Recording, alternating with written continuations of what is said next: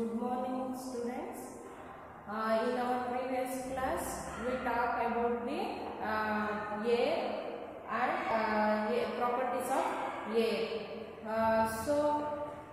Children, you already know the moving air. We call it as a wind, and the air is helps to the things moving from one place to another place, and air is also moving from one place to another place, and it's surrounding us, and it's air available in everywhere. It's one of the very important for all animals and plants and human beings also. So and we already discussed about the properties of the air.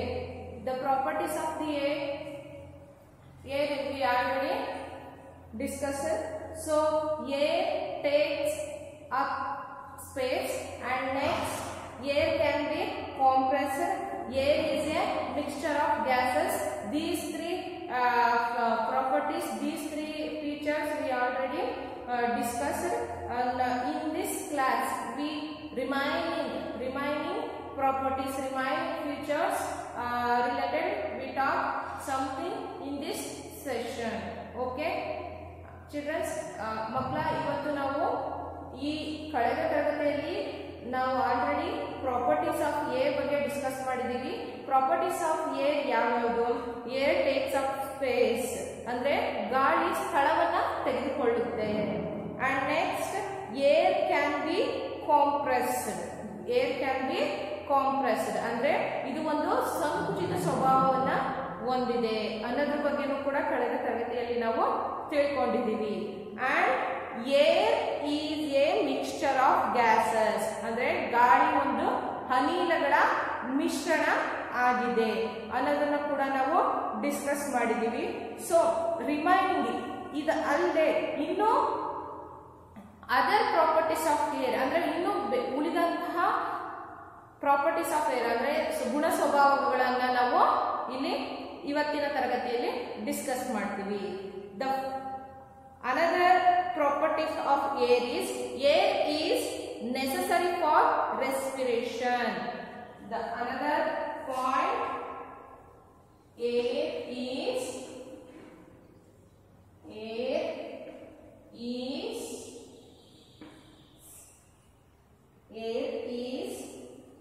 necessary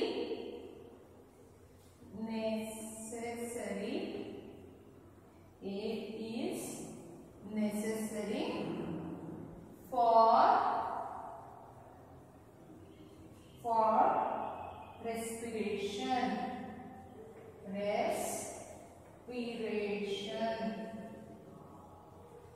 respiration. Air is necessary for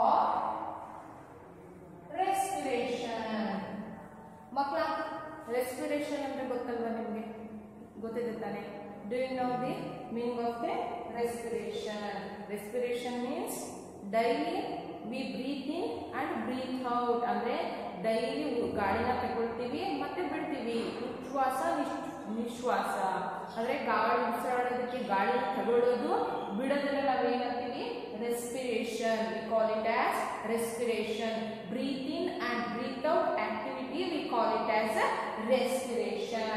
So the another property of air is necessary for respiration.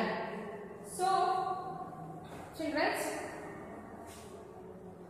we need air to breathe. The oxygen present in the air is necessary for respiration for all living things. Students, we need air to breathe. ನಮಗೆ ಉಸಿರಾಡೋದಕ್ಕೆ ಗಾಳಿಯ ಅವಶ್ಯಕತೆ ಇದೆ. The oxygen present in the air. Oxygen ಈ ಆಮ್ಲಜನಕ ಈ ಒಂದು ಗಾಳಿಯಲ್ಲಿ ಇದೆ. So for air is necessary for respiration for all living things.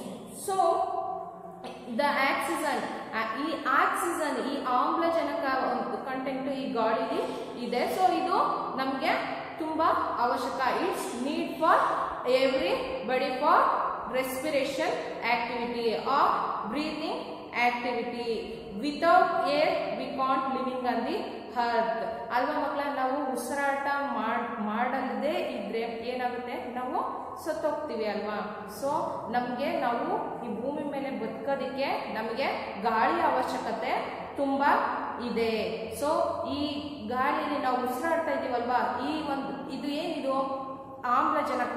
ಆಮ್ಲಜನಕ ಈ ಗಾಳಿ ಅಂತ ಏನು ಸೇರಿಸ್ತಾ ಇದೀವೋ ಇದು ಒಂದು ಆಮ್ಲಜನಕ, ಗೊತ್ತಿದೆ ಅಲ್ವಾ ಮಕ್ಕಳ. So the oxygen it's also present in the air. So it's necessary for the respiration for all living things. Okay, ನಿಮ್ಗೆ ಅರ್ಥ ಆಯ್ತಾ ಮಕ್ಕಳ?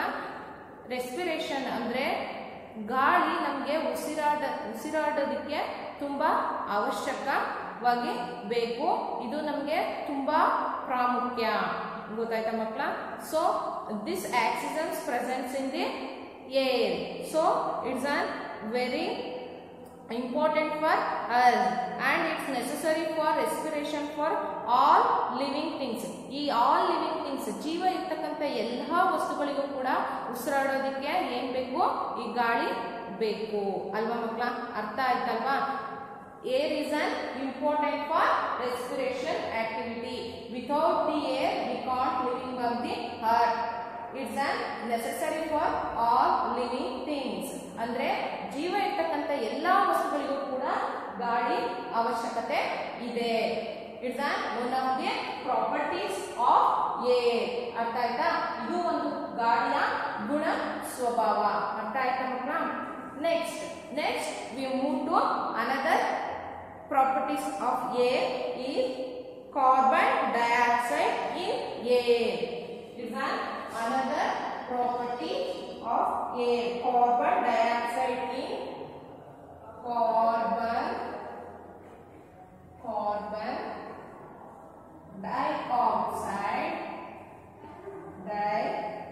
dioxide carbon dioxide ion in air. Carbon dioxide in air. Carbon dioxide in air. ಗಾಳಿಯಲ್ಲಿ ಇಂಗಾಲದ dioxide ಏನಾಗಿರುತ್ತೆ, ಸೇರಿರುತ್ತೆ. So ಗಾಳಿಯಲ್ಲಿ ಇಂಗಾಲದ dioxide ಅಂತ ಹೇಳ್ಬಿಟ್ಟು ಕಾರ್ಬನ್ ಡೈಆಕ್ಸೈಡ್ ಇನ್ ಏರ್. ಗಾಳಿಯಲ್ಲಿ ಈ ಇಂಗಾಲದ ಡೈಆಕ್ಸೈಡ್ ಏನಾಗಿರುತ್ತೆ, ಈ ಒಂದು ಇಂಗಾಲದ ಡೈಆಕ್ಸೈಡ್ ಕೂಡ ಪ್ರೆಸೆನ್ಸ್ ಇನ್ ದಿ ಏರ್. ಗೊತ್ತಾಯ್ತಾ ಮಕ್ಕಳ?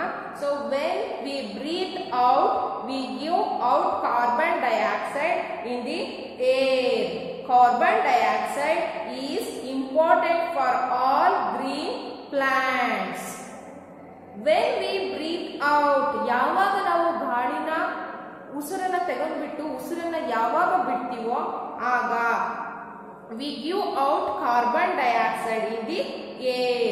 When we breathe out the air outside we give out carbon dioxide in the air. ನಾವು ಯಾವಾಗ ಗಾಳಿನ ಈ ಎನ್ವಿರಾನ್ಮೆಂಟ್ ಅಲ್ಲಿ ಇರ್ತಕ್ಕಂಥ ಈ ಪರಿಸರದಲ್ಲಿ ಇರ್ತಕ್ಕಂಥ ಗಾಳಿನ ತೆಗೆದುಬಿಟ್ಟು ಅದನ್ನ ಸೇವಿಸ್ಬಿಟ್ಟು ಮತ್ತೆ ನಾವು ಉಸಿರನ್ನ ಯಾವಾಗ ಹೊರಗಡೆ ಬಿಡ್ತೀವಲ್ವಾ ಆವಾಗ ಏನ್ ಬರುತ್ತೆ, ನಾವು ಬ್ರೀತ್ ಇನ್ ಆಕ್ಟಿವಿಟಿ ಮಾಡಿದಾಗ, ನಾವು ಗಾಳಿನ ಸೇವಿಸ್ಕೊಂಡಾಗ ಅದು ಆಕ್ಸಿಜನ್ ಆಗಿರುತ್ತೆ, ಆಮ್ಲಜನಕ ಆಗಿರುತ್ತೆ.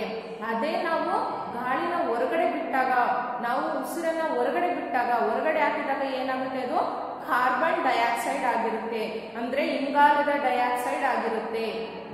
ಗೊತ್ತಾಯ್ತಾ ಮಕ್ಕಳ? ನಾವು ಗಾಳಿನ ಸೇವಿಸಿದಾಗ ಏನಾಗುತ್ತೆ, ಆಮ್ಲಜನಕ ಆಗಿರುತ್ತೆ, ಅಂದ್ರೆ ಆಕ್ಸಿಜನ್ ಆಗಿರುತ್ತೆ. ಅದೇ ಏರ್ನ ಔಟ್ ಸೈಡ್ ಬಿಟ್ಟಾಗ, ಅಂದ್ರೆ ಗಾಳಿನ ಬ್ರೀತ್ ಇನ್ ಮಾಡಿದಾಗ ಆಕ್ಸಿಜನ್ ಆಗಿರುತ್ತೆ, ಬ್ರೀತ್ ಔಟ್ ಮಾಡಿದಾಗ ಅದು ಕಾರ್ಬನ್ ಡೈಆಕ್ಸೈಡ್ ಆಗಿರುತ್ತೆ. ಕಾರ್ಬನ್ ಡೈಆಕ್ಸೈಡ್ ಅಂದ್ರೆ ಇಂಗಾಲದ ಡೈಆಕ್ಸೈಡ್ ಅಂತ ಕರಿತೀವಿ ಮಕ್ಕಳ. So carbon dioxide is important for all green plants.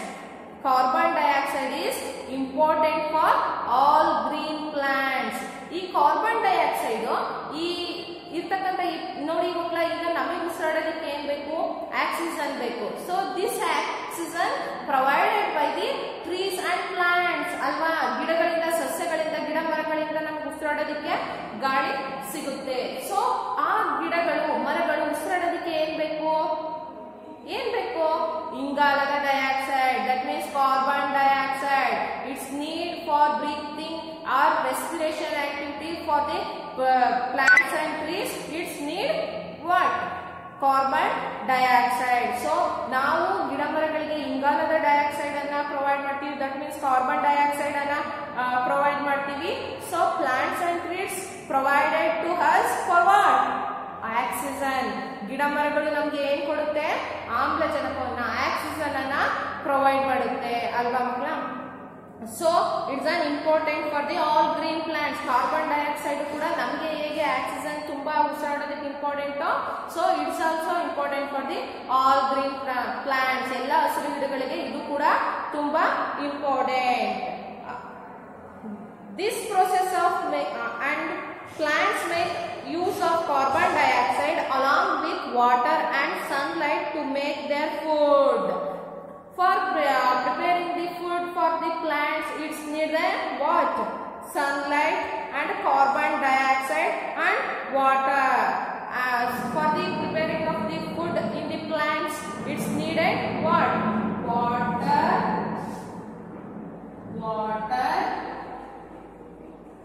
carbon dioxide,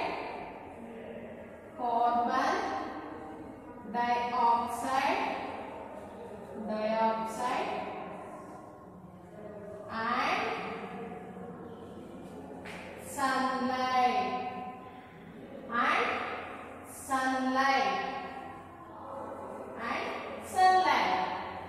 Stress ನಿಮಗೆ ಅರ್ಥ ಆಯ್ತಾ ಇವಾಗ?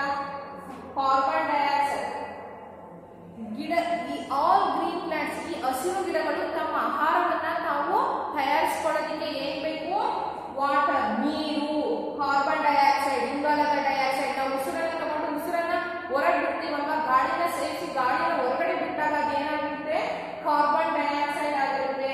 ಅಂಡ್ ಕಾರ್ಬನ್ ಡೈಆಕ್ಸೈಡ್ ಅಂದ್ರೆ ಇಂಗಾಲದ ಡೈಆಕ್ಸೈಡ್ ಬೇಕು. ಅಂಡ್ ಸನ್ಲೈಟ್, ಸೂರ್ಯನ ಬಿಸಿಲು ಕೂಡ ಬೇಕು. ಯಾವುದಕ್ಕೆ? For the preparing of the food to the plants.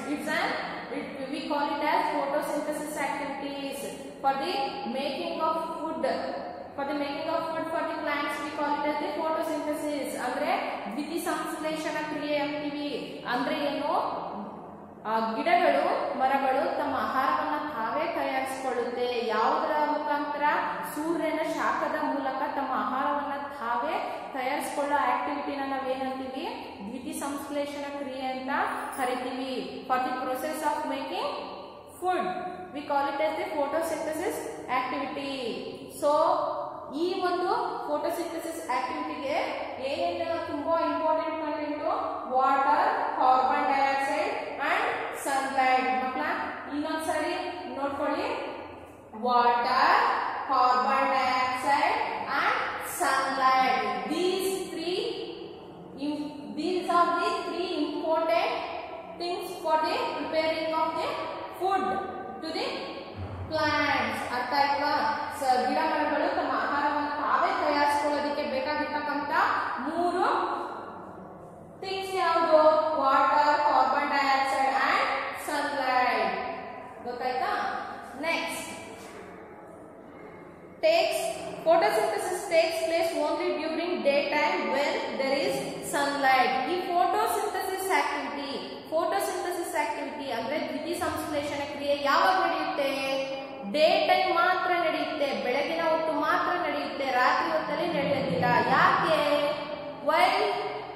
why only the plants and trees doing photosynthesis activities on daytime? ಅಂದ್ರೆ because it's need sunlight. Without sunlight, the plants and trees can't preparing the food. ಇದು ಯಾವುದೇ ಕಾರಣಕ್ಕೂ ಸೂರ್ಯನ ಶಾಖ ಇಲ್ಲದೆ ತನ್ನ ಆಹಾರವನ್ನ ತಾವೇ ತಯಾರಿಸಿಕೊಳ್ಳೋದಕ್ಕೆ ಆಗೋದಿಲ್ಲ. ಸೊ ಅದಕ್ಕೆ ಈ ಫೋಟೋಸಿಂಥಸಿಸ್ ಆಕ್ಟಿವಿಟಿ ಅಂದ್ರೆ ದ್ಯುತಿ ಸಂಶ್ಲೇಷಣ ಕ್ರಿಯೆ ಯಾವತ್ತಿದ್ರು ಡೇ ಟೈಮ್ ಮಾತ್ರ ನಡೆಯುತ್ತೆ, ನೈಟ್ ಟೈಮು ನಡೆಯೋದಿಲ್ಲ. ಮಕ್ಕಳ ನಿಮಗೆ ಅರ್ಥ ಆಯ್ತಾ? The process of making food for the plant, we call it as a photosynthesis activity. Childrens, ನೀವು ಲೆಸನ್ ನಾನು ಮಾಡಬೇಕಾದ್ರೆ ನೀಟಾಗಿ ನೋಡ್ಕೊಳ್ಳಿ. ನೀಟಾಗಿ ಅಂದರೆ ಪೆನ್ಸಿಲ್ನ ಇಟ್ಬಿಟ್ಟು ಎಲ್ಲಿ ಮಾಡ್ತಾ ಇದ್ದೀವಿ ಅನ್ನೋದು ಟೆಕ್ಸ್ಟ್ ಬುಕ್ಕಲ್ಲಿ ಗೊತ್ತಾಗ್ತಾ ಇದೆ. ನಾನು ಬೋರ್ಡ್ ಮೇಲೂ ಬರೆದಿದ್ದೀನಿ. ನನ್ನ ವಿಡಿಯೋ ನೋಡ್ಬೇಕಾದ್ರೆ ನೀಟಾಗಿ ನೋಡ್ಕೊಳ್ಳಿ ಮಕ್ಕಳ. And next another one, plants are the only living things which use carbon dioxide present in the air. Plants are the only living things which use carbon dioxide present in the air. Carbon dioxide also mixed with the air. Carbon dioxide is present in this air, so it's also used by the plants, and they take in carbon dioxide during photosynthesis. Andre ಏನಕ್ಕೆ it's also carbon dioxide also need for the preparing food for trees and plants and trees. So carbon dioxide also it's a need for the plants for the making of photosynthesis activity. ಈ ದ್ಯುತಿ ಸಂಶ್ಲೇಷಣೆ ಕ್ರಿಯೆ ಮಾಡೋದಕ್ಕೆ ಈ ಒಂದು photosynthesis carbon dioxide ಕೂಡ ತುಂಬಾ ಅವಶ್ಯಕವಾಗಿ ಬೇಕು. and give out oxygen into the air. The plants and trees using carbon dioxide and give out, breathe in carbon dioxide, breathe out oxygen, but animals breathe in oxygen, breathe out carbon dioxide. ಅರ್ಥ ಆಯ್ತಾ ಮಕ್ಕಳ? ಗಿಡ ಮರಗಳು ಏನ್ ಮಾಡುತ್ತೆ? ಇಂಗಾಲದ dioxide ಅಂದ್ರೆ carbon dioxide ಅನ್ನ ತಗೊಳುತ್ತೆ, ಆಕ್ಸಿಜನ್ ಬ್ರೀತ್ ಔಟ್ ಮಾಡುತ್ತೆ, ಅಂದ್ರೆ ಆಕ್ಸಿಜನ್ ಹೊರ ಹಾಕುತ್ತೆ. ಅದನ್ನ ನಾವು ಏನ್ ಮಾಡ್ತೀವಿ? ಬ್ರೀತ್ ಇನ್ ಮಾಡ್ತೀವಿ. ಬ್ರೀತ್ ಔಟ್ ಮಾಡಿದಾಗ carbon dioxide it's mixed with the air, it's present in the air, it's present in our surroundings. ಗೊತ್ತಾಯ್ತಾ? Next, but when they breathe they take in oxygen too and give out carbon dioxide. ಗೊತ್ತಾಯ್ತಲ್ವಾ ಮಕ್ಕಳ? ನಾವು ಏನನ್ನ oxygen ನ breathe in ಮಾಡ್ತೀವಿ, carbon dioxide ನ breathe out ಮಾಡ್ತೀವಿ. Animals, plants and trees ಏನ್ ಮಾಡುತ್ತೆ? ಕಾರ್ಬನ್ ಡೈಆಕ್ಸೈಡ್ ನ ಬ್ರೀತ್ ಇನ್ ಮಾಡುತ್ತೆ, ಆಕ್ಸಿಜನ್ ನ ಬ್ರೀತ್ ಔಟ್ ಮಾಡುತ್ತೆ. ಗೊತ್ತಾಯ್ತಲ್ವಾ? Next, does they help in maintaining the balance in the level of oxygen and carbon dioxide in the environment? So for this purpose only we maintaining the balance of oxygen and carbon dioxide. ನೋಡಿ ಮಕ್ಕಳ, ನಾವು ಬರೀ carbon dioxide ನ ಹೊರ ಹಾಕಿದ್ರೆ ಸಸ್ಯಗಳು ಅಂದ್ರೆ trees and plants oxygen ನ ರಿಲೀಸ್ ಮಾಡಿಲ್ಲ ಅಂದ್ರೆ ಏನಾಗುತ್ತೆ? ನಮಗೆ ಉಸಿರಾಡೋದಕ್ಕೆ ಆಗೋದಿಲ್ಲ, ನಾವು ಸತ್ತೋಗ್ತೀವಿ. ಅದೇ ರೀತಿ ನಾವು ಕಾರ್ಬನ್ ಡೈಆಕ್ಸೈಡ್ ನ ಬ್ರೀತ್ ಔಟ್ ಮಾಡಲಿಲ್ಲ ಅಂದ್ರೆ, ಇಂಗಾಲದ ಡೈಆಕ್ಸೈಡ್ ನ ನಾವು ಹೊರಗಡೆ ಹಾಕದೇ ಇದ್ರೆ ಏನಾಗುತ್ತೆ? ಗಿಡ ಮರಗಳಿಗೆ ತಮ್ಮ ಆಹಾರವನ್ನು ತಾವು ಪ್ರಿಪೇರ್ ಮಾಡ್ಕೊಳ್ಳೋದಕ್ಕೂ ಆಗೋದಿಲ್ಲ, ಅವು ಒಂದು ರೆಸ್ಪಿರೇಷನ್ ಆಕ್ಟಿವಿಟಿನ ಮಾಡೋದಕ್ಕೆ ಆಗೋದಿಲ್ಲ. ಸೊ ಅದಕ್ಕೆ we all are maintaining balance. ನಾವು ಕೂಡ ಕಾರ್ಬನ್ ಡೈಆಕ್ಸೈಡ್ ನ ರಿಲೀಸ್ ಮಾಡಬೇಕು, ಟ್ರೀಸ್ ಅಂಡ್ ಪ್ಲಾಂಟ್ಸ್ ಕೂಡ ಆಕ್ಸಿಜನ್ ನ ರಿಲೀಸ್ ಮಾಡಬೇಕು. ಓಕೆನಾ? So next, another last property of the air is essential for